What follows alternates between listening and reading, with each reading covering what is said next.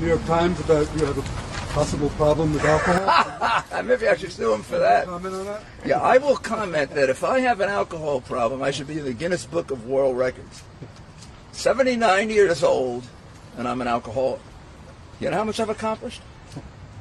Okay. Oh, you don't remember? Well, then you're ill-informed. I owe a test. I put about 800 mafiosi in jail.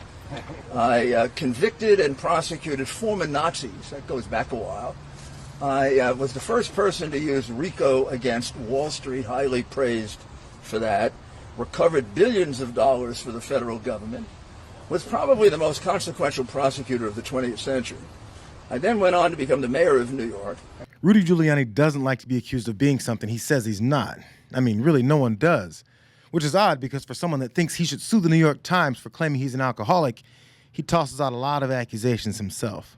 We have Joe on tape talking about the foreign dealings of his son, all this nonsense about not talking about and not knowing about the foreign. He has a conversation evidencing his deep knowledge of the Chinese transaction. Joe does. Yeah. They haven't pointed the out evidence. Yeah, I mean, I think they're getting easy on it. Yeah, they don't know the hard drives the way I do. I mean, for example, you'd be shocked to find out that he admitted to his father that he was a danger to the children. Just casually making very serious allegations over and over again as a defense for his and the former president's laundry list of legal woes. He should probably be upset at the incompetent investigation into the Bidens that's being led by James Comer and Jim Jordan in the House. You know, the one that hasn't produced any evidence to back up the claims that they make on cable news appearances like every night. Now, the thing is, people are actually willing to believe evidence when they see it. And this group just hasn't done that, despite Giuliani's resume of putting away the mafia and prosecuting the Nazis and using RICO against Wall Street. They haven't shown any evidence here. So evidence in their case now against the Bidens doesn't suddenly exist because of his past accomplishments. Do you regret being on the board to begin with?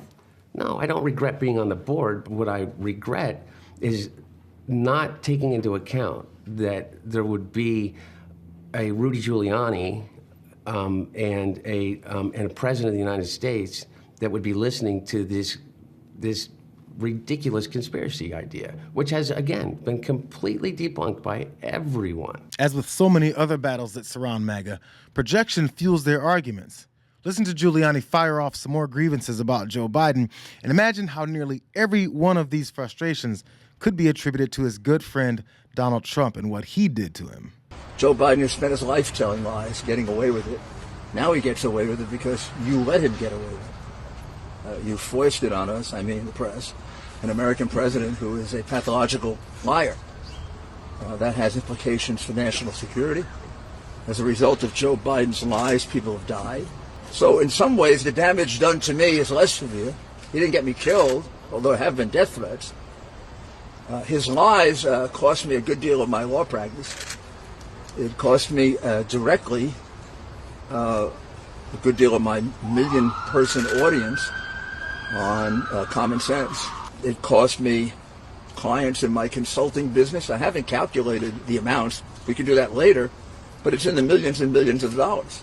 It may be that a lot of people don't believe him, but a lot of people do believe him. Go look at the public opinion polls. So those people believed that I was working with Putin.